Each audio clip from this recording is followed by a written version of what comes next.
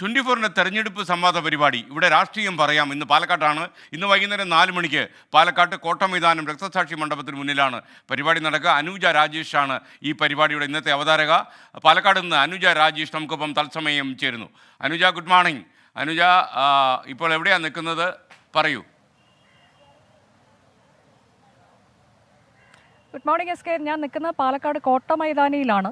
വളരെ പ്രസിദ്ധമായ കോട്ടമൈതാനിയെക്കുറിച്ച് ഞാൻ അധികം പറയേണ്ടതില്ല. പാലക്കാട് ഇപ്പോൾ ഈ തെരഞ്ഞെടുപ്പ് സംവാദ പരിപാടിക്കാണ് ഞാൻ എത്തിയിരിക്കുന്നത്. വൈകിട്ടാണ് പരിപാടി.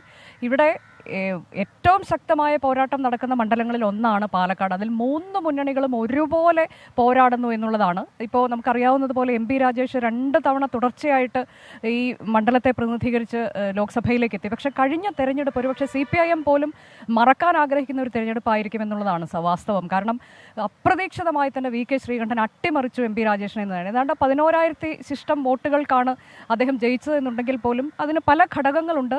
രാഹുൽ ഗാന്ധിയുടെ വരവ്, അദ്ദേഹം പ്രധാനമന്ത്രിയാകുമെന്ന് പറയുന്ന രാഹുലിസം എന്നുള്ള പ്രതിഭാസം, മറ്റൊന്ന് ശബരിമല പോലെയൊക്കെയുള്ള വിഷയങ്ങൾ.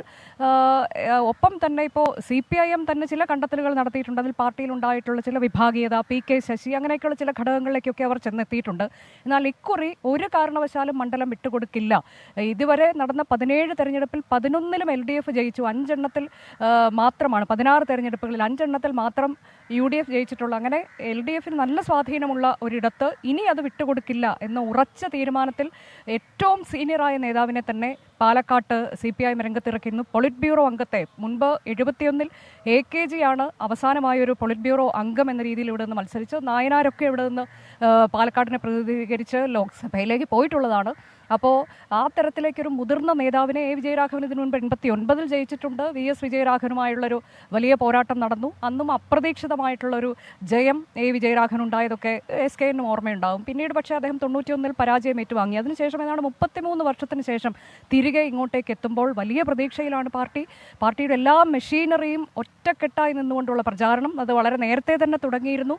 ഇനി VK ശ്രീകണ്ഠൻ കഴിഞ്ഞ തവണ അദ്ദേഹത്തിന് പോലും ഒരല്പം ഞെട്ടലുണ്ടാക്കിയ ജയമാണ് ഉണ്ടായത് എന്നുള്ളത് നമുക്കറിയാം.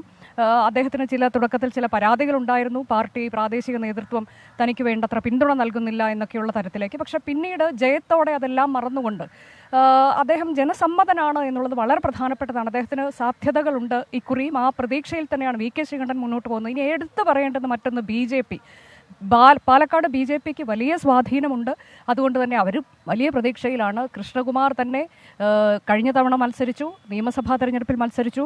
ഇക്കുറിയും അദ്ദേഹം രംഗത്തിറക്കിയിരിക്കുന്നു. കഴിഞ്ഞ തവണ നിർത്തിയിടത്ത് നിന്ന് അദ്ദേഹം തുടങ്ങുകയാണ്. ഞാൻ നിഖിൽ പ്രമേശിനെ കൂടി ഒന്ന് വിളിക്കുകയാണ് SKN കുറച്ച് സമയം. Nikhil, good morning.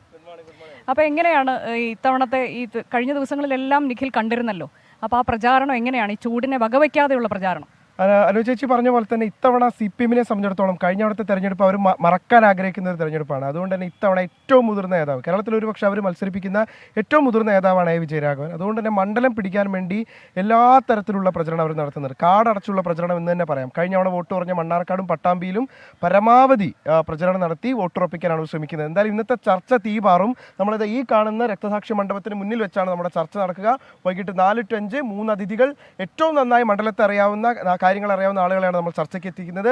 LDFിൽ നിന്ന് നിതിൻ കണിച്ചേരി, BJPയിൽ നിന്ന് E കൃഷ്ണദാസ്, UDFിൽ നിന്ന് ഫാറൂഖ്, ഇങ്ങനെ 3 പേരാണ് നമ്മുടെ ചർച്ചയിൽ പങ്കെടുക്കാനെത്തുന്നത്.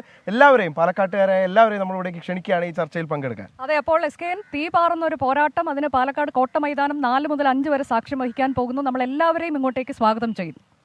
Okay, thank you Anuja Rajesh, thank you Nikhil Pramesh. ഇന്ന് വൈകുന്നേരം 4 മണിക്ക് പാലക്കാട് കോട്ടമൈതാനം രക്തസാക്ഷി മണ്ഡപത്തിന് മുന്നിലാണ് ഈ സംവാദം അരങ്ങേറുക. ഈ സംവാദം 1 മണിക്കൂർ ദൈർഘ്യത്തിൽ ഇന്ന് വൈകുന്നേരം 4 മണി മുതൽ 5 മണി വരെ 24 തത്സമയം സംപ്രേഷണം ചെയ്യുന്നുണ്ട്. പാലക്കാടുള്ള എല്ലാ പ്രേക്ഷകരെയും ഞങ്ങൾ പാലക്കാട് കോട്ടമൈതാനിയിലേക്ക് ക്ഷണിക്കുന്നു ഈ സംവാദത്തിന് സാക്ഷ്യം വഹിക്കാൻ.